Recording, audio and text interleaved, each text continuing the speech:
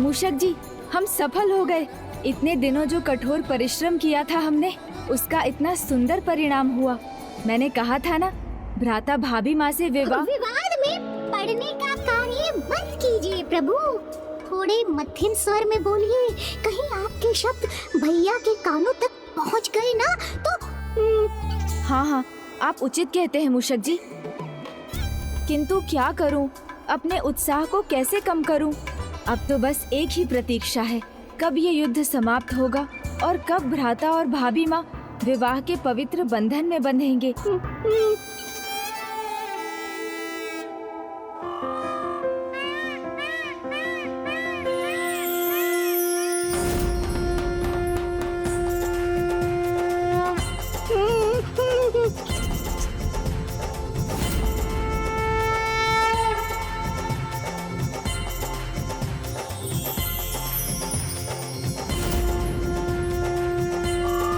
प्रभु सुब्रमण्यम कार्तिकेय स्वामी की जय। प्रभु सुब्रमण्यम कार्तिकेय स्वामी की जय। प्रभु सुब्रमण्यम कार्तिकेय स्वामी की जय। प्रभु सुब्रमण्यम कार्तिकेय स्वामी की जय। प्रभु सुब्रमण्यम कार्तिकेय स्वामी की जय।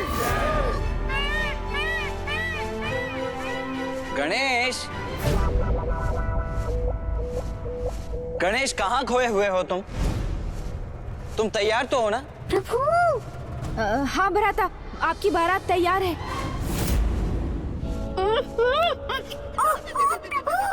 क्या हो गया मेरी जिह्वा को? मेरा अर्थ है भ्राता, आपकी सेना तैयार है। सेना तो तैयार है सागर पार करने के लिए गणेश, किंतु मुझे ये समझ नहीं आ रहा है कि तुम्हें क्या हुआ है। तुम अब तक तैयार क्यों नहीं हो? नहीं भ्राता, मैं तैयार हूँ आपको मंडप पर ले जाने। प्रभु मेरा मतलब है आपकी सेना को महेंद्रपुरी ले जाने को। संभालो अपने आप को गणेश, और शीघ्र ही तैयार हो जाओ। हाँ भ्राता। चलिए मयूर जी।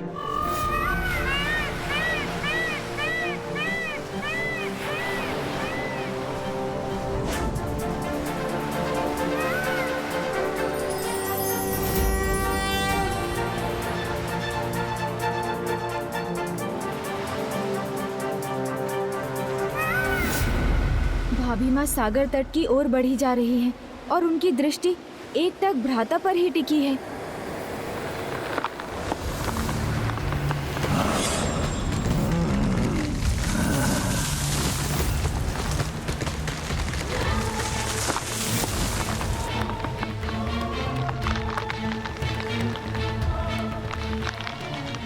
भाभी माँ, आप वहाँ नहीं जा सकती। इन देवताओं की योजना तो ज्ञात हो गई, अब तनिक इन दोनों का वार्तालाप भी सुन लो। क्यों नहीं जा सकती? देवताओं की सेना जा सकती है, देवसेना नहीं जा सकती। अब भाभी माँ के इस प्रश्न का क्या उत्तर दूं? क्योंकि आप तो यहाँ रहकर भी हमारे साथ हैं भाभी माँ। संपूर्ण देवसेना और स्वयं भ्राता कार्तिकेय की शक्ति आपसे ही तो है। यदि ऐसा है तो मेरा वहाँ उनके निकट होना और भी अनिवार्य है। भ्राता के समान भाभी माँ को समझाना भी अत्यंत कठिन है।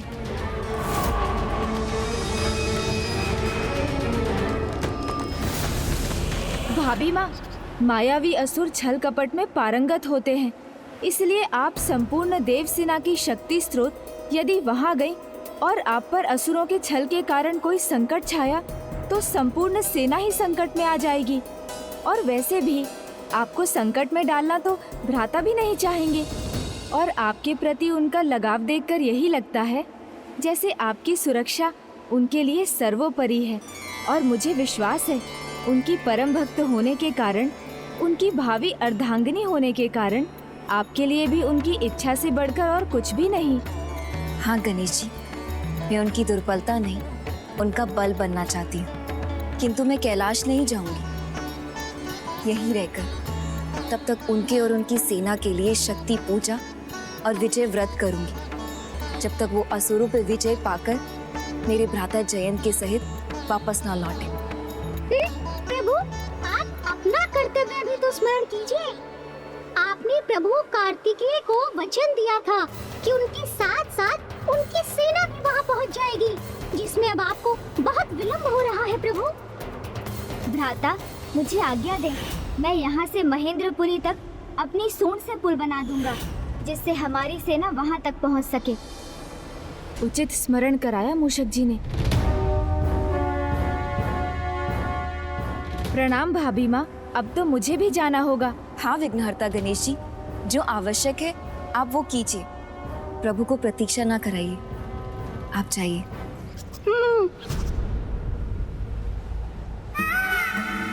स्वामी, जब तक आप लौटेंगे नहीं, आपकी तेज सेना यहीं आपकी प्रतीक्षा करेगी।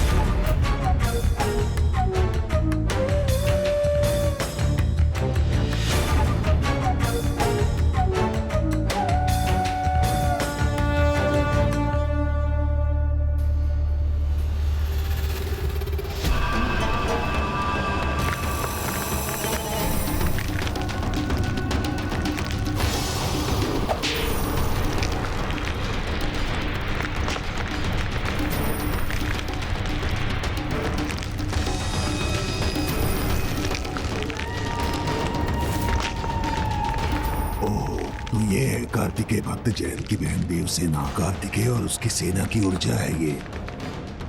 तुम सबका नायक होने के नाते आदेश देता हूँ मैं। मात्र इसकी सूचना लेकर ही नहीं, अपितु इसका हरण करके इसको साथ ले जाएंगे हम।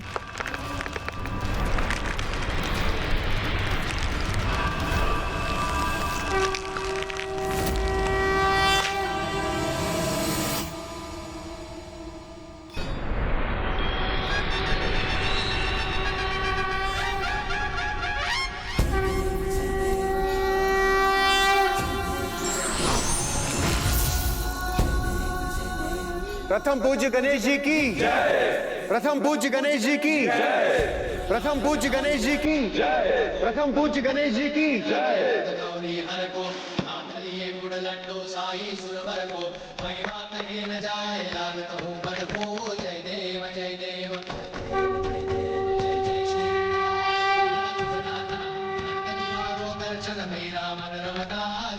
अद्भुत है विराट रूप गणेश जी का।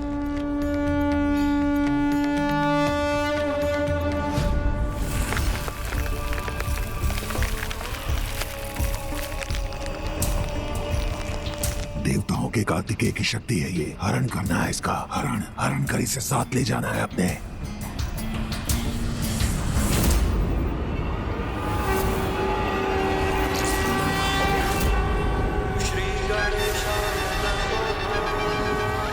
गज के लंबी सूंड वाला महान रूप होगा ये।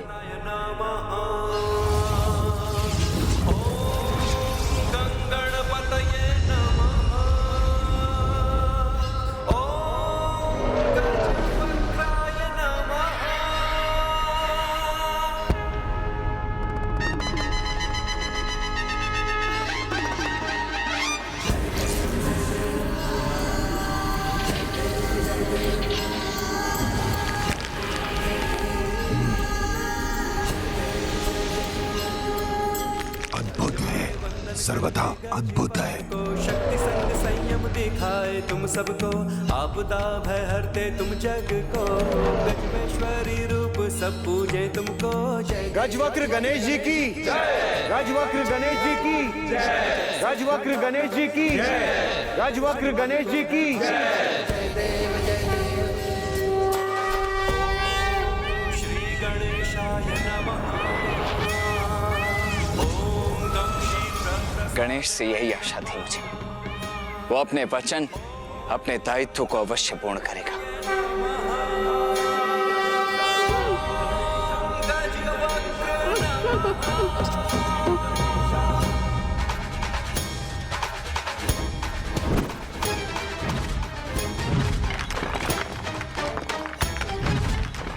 हे गजवक्र गणेश जी, हमारा प्रणाम स्वीकार कीजिए और हमें आगे बढ़ने की अनुमति दीजिए। आपदा भय हरते तुम सारे जग को।